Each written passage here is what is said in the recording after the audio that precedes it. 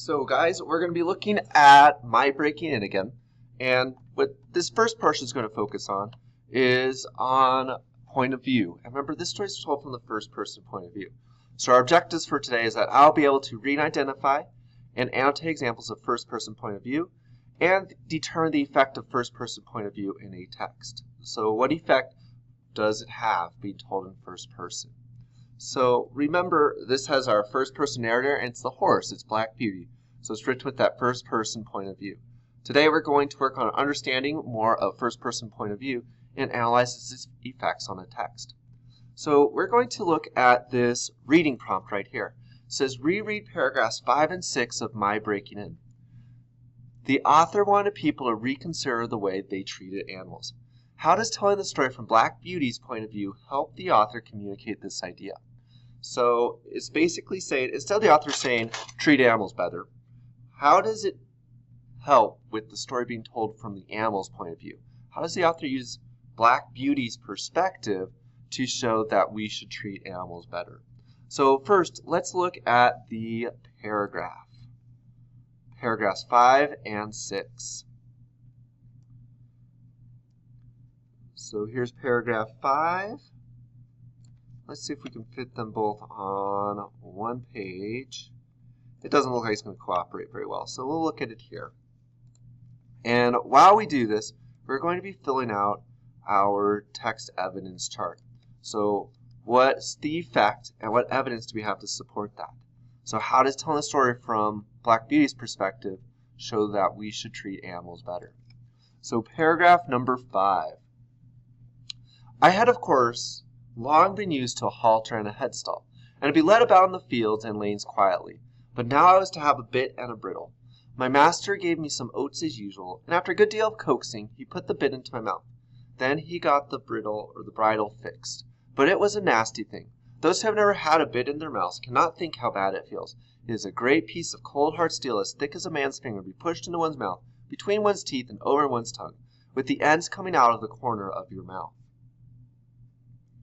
Now up to paragraph 6. So think about it. It didn't sound like a very pleasant experience for our horse.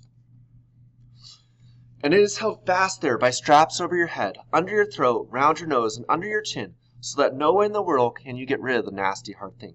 It is very bad. Yes, very bad it is. At least I thought so.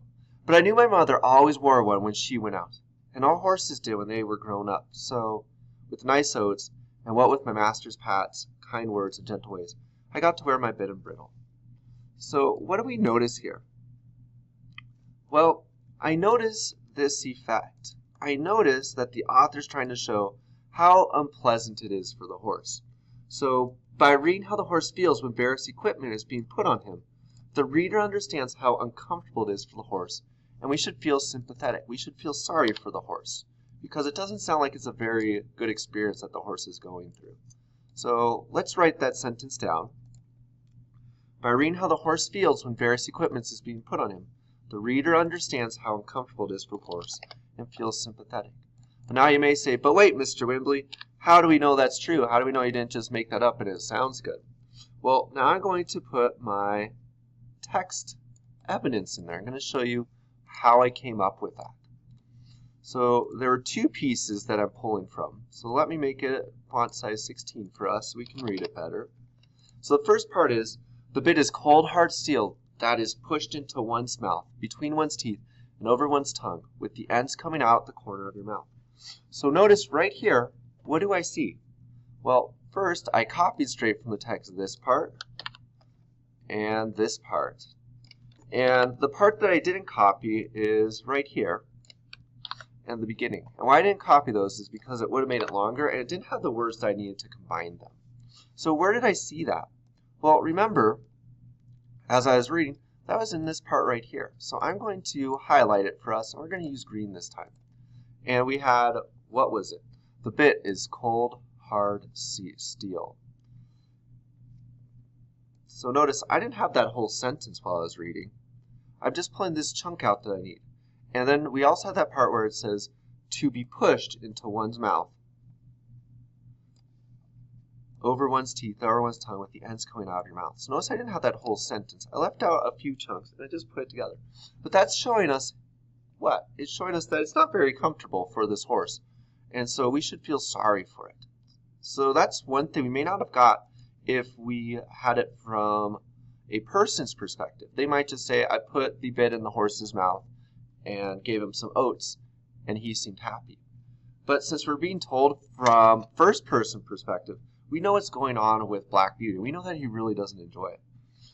But what else do we notice? Remember, our prompt is, how does this telling the story from Black Beauty's point of view help the author communicate the idea that animals should be treated better? Well, we also have something that's kind of positive that shows even when we do this, we should be kind to those animals. And so we have this example of the master. We have this part. And so what? With the nice oats and with my master's pats and kind words and gentle ways, I got to wear my bit and bridle. So it's showing us what? Well, first, let's put that in, and then let's see if we can figure out what is it showing us. So I need to shrink this down because font size was 16 was a little big for this chunk. And 156 would be even worse. There we go. Okay. So that chunk, my text out, I'm going to put that first. And I want to see if you guys can figure out what was the effect. What can we learn or notice about how we should treat animals? So this is the answer that I got. There's many others that you could put, but this is what jumped out to me. By reading how much better it is for Black Beauty that his master is gentle and gives him oats, the reader understands how important it is to be kind and gentle to animals. So it's showing us, even when we're doing these things that may be best for the horse, we're teaching it how to be ridden safely, we should still be kind and gentle to it. We should still encourage it with those words. We should give it pats instead of the whip that some people would do. So it's showing us, hey, we're in charge of these animals, and we should be helping them. So if you're stuck, you can think of these sentence frames. Of Black Beauty's description of blank, help me understand blank. So you could say Black Beauty's description of the bit helped me understand that it was unpleasant, or that it was not nice, or that it was evil, whatever you want for there. And then we put this part in for how that changes the effect. Because Black Beauty is telling his own story, I'm able to see that treating horses like this isn't always good. So if you don't understand what we just did, you could break it down to those two simple sentences. All right, guys, so for this part for the writing, it's going to be focusing on revising your writing. So this is our objective for the day. I will be able to revise my writing by using modal auxiliaries to strengthen my discussion of my opinion. And I might be saying, whoa, Mr. Miller, what was modal auxiliaries? Remember, that's when we use those words like must or should or can. And we use them to strengthen our reasons and our opinion arguments. So in a previous lesson, we looked at reasons for your opinions. We found text evidence to support those reasons. In this lesson, we're going to look closely at those reasons and see if we can make them stronger using modal auxiliaries, using those can, must, should, would.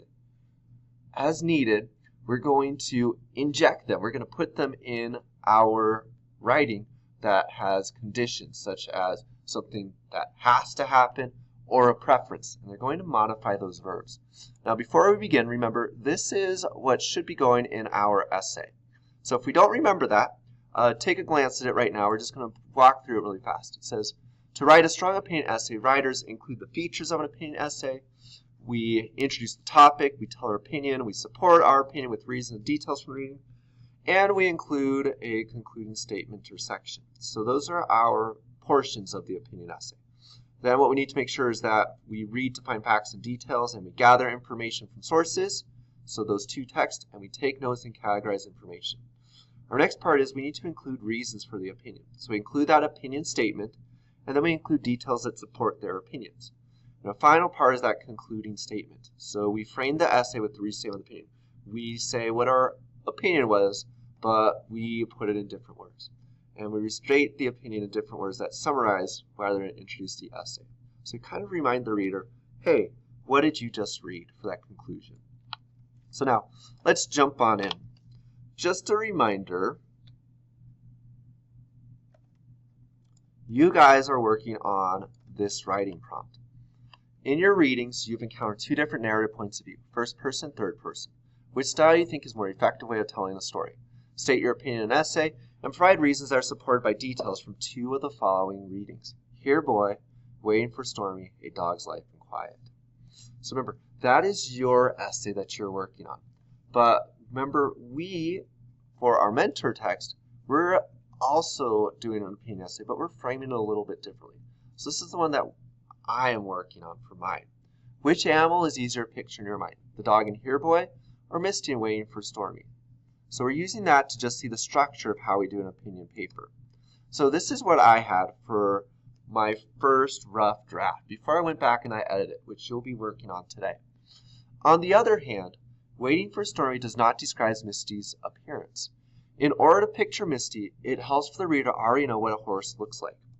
And as I was reading that, I decided that I want to replace the emphasis, and I want to emphasize the fact that while a reader doesn't have to picture the story's character, it's really the best thing to do. So I want them to know that, hey, to read the story, you don't really have to know what Misty looks like. You can think it's an 8-legged monster, but it's best if we read to picture it. So as I was reading, I was seeing, is there any way I can show that it's really important? So I had this part right here. It says, it helps for the reader to already know. And I want them to know it's much better if you have to do that, if you kind of force yourself to. So I changed it, instead of it helps for the reader to already know what a horse is like, I changed it to the reader must already know what a horse looks like. Because it's not just saying, yeah, it's kind of helpful, but it's saying it's really going to be great if you already know this. It's really the best thing to do to picture the story with the characters in your mind. But if you don't know what that character looks like, you're out of luck. So now, let's head to my next example I have. Example number 2. When reading a story, we can always try to picture the characters in our mind.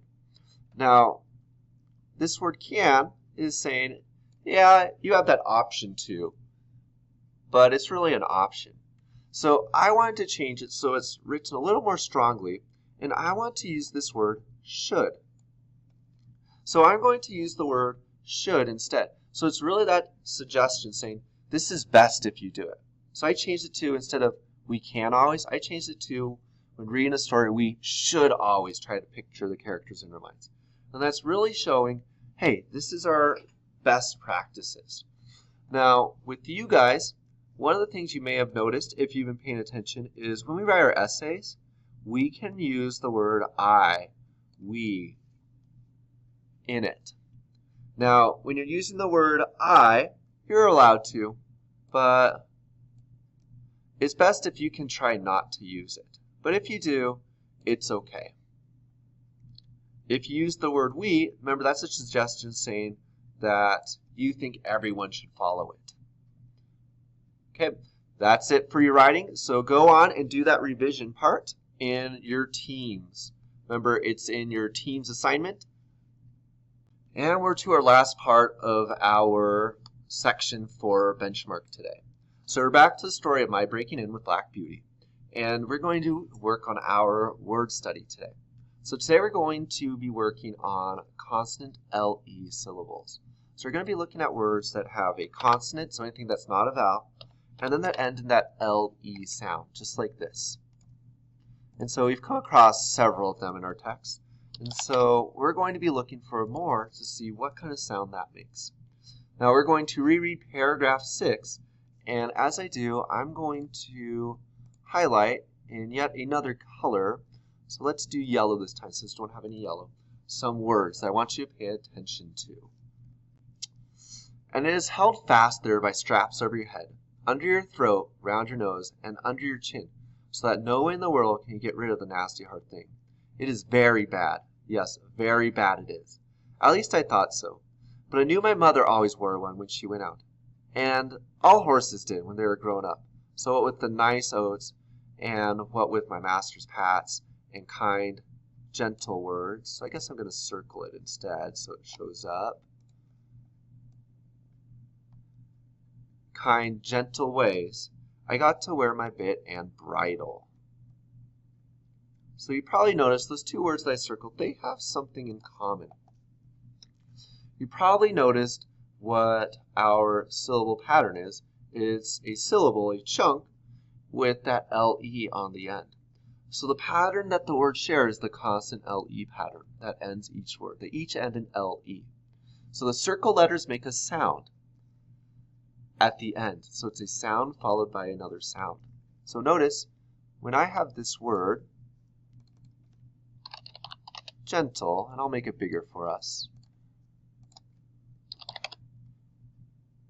When I have that word gentle, notice we have this first part, gent, and that's making it sound gentle. Then we have bridle, is also making that sound at the end. So that LE makes its own syllable. This pattern is usually the second syllable of a two-syllable sound. And notice, whatever consonant's coming right before it is joining that syllable. So gentle, that's making the toll sound. It's bringing that T sound in. Bridle, that D is joining the ol sound. So it's that consonant joining the LE sound. So this pattern, again, is usually the second syllable of a two-syllable word. So most words that have that LE at the end are two syllables.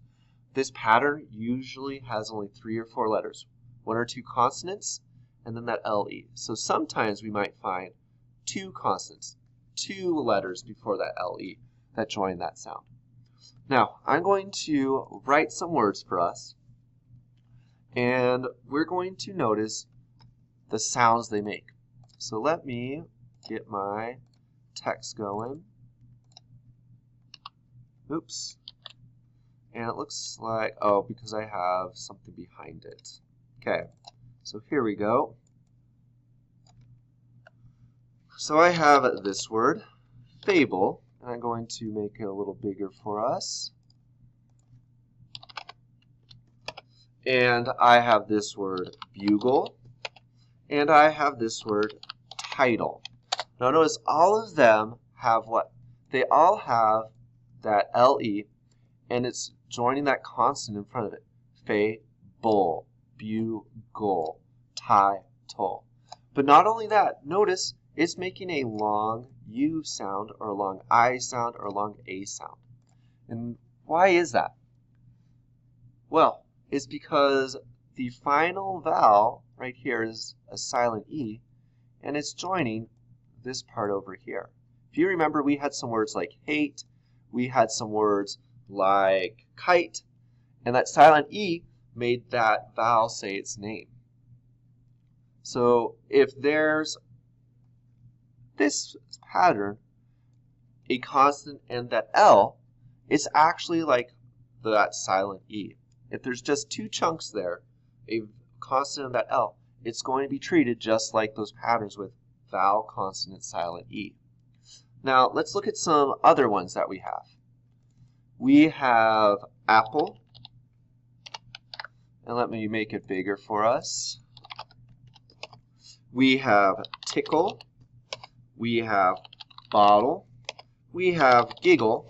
Oops, but I spelled that one wrong. That would actually be giggle, because notice it's just a constant and an L, which will then make it that, and see I did it again. It'll make it that long I sound. And we have puzzle. So what do you notice about these? Well, you probably noticed that they have that LE, but notice this time, instead of this letter being a vowel like it was over here, we have 2 consonants before the LE. So when we have 2 consonants before the LE, then that vowel is going to be a short vowel sound. So that silent E doesn't make this one say its name. It doesn't say apple. It doesn't say tickle. There's 2 consonants between it. It's a short vowel sound. So how do I know in which column the word belongs? Well, I sound it out. I say that word. The words with a single consonant, like over here, the words with a single consonant before LE have long vowel sounds, like the long I in title or the U in Ugle. The words with two consonants, so like right here before the LE, make that short vowel sound, like in apple and puzzle. Knowing the syllable pattern and this rule will help me pronounce words correctly and recognize them when I'm reading. I also know how to spell the words correctly by choosing whether it's one consonant or two. So let's look at paragraphs 5 through 7, and we're going to find some more that follow this pattern. So let's head on over. Paragraphs 5 to 7. Let's see if we find any more that follow that pattern. And we'll highlight them in yellow as we go along. I had, of course, long been used to a halter and a headstall. So notice this got me excited because I saw an L and an E, but it's not at the end and there's that T in the middle. So remember, it has to be that LE at the end of a word. And to be led about in the fields and lanes quietly. But now I was to have a bit and a bridle. Oh, we already got that one we talked about. The master gave me some oats as usual, and after a good deal of coaxing, he got the bit into my mouth. And then he got the bridle fixed. But it was a nasty thing.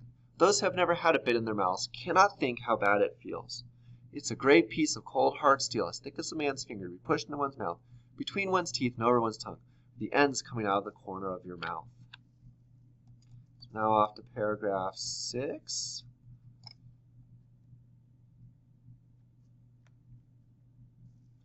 And is held fast there by straps over your head, under your throat, round your nose, and under your chin, so that no way in the world can you get rid of the nasty hard thing. It is very bad. Very, very bad it is. At least I thought so. But I knew my mother always wore it when she went out, and all horses did when they were grown up. So what with the nice oats, and what with my master's pats and kind words and gentle ways, I got to wear my bit and bridle. So we have that bridle again. Paragraph 7. Next came the saddle. So there's one. That was not half so bad. My master put it in my back very gently, while old Danny held my head. He then made the girths fast under my body, patting and talking to me the whole time. Then I had a few oats, then a little leading about. This he did every day, till I began to look for the oats in the saddle. At length one morning my master got on the back and rode me round the meadow on the soft grass. It certainly did feel odd, but I must say I felt rather proud to carry my master. And as he continued to ride me a little every day, I soon became accustomed to it. So we got some 3 words in here. So I'm going to write them right here, and I want you to tell me, where do they belong?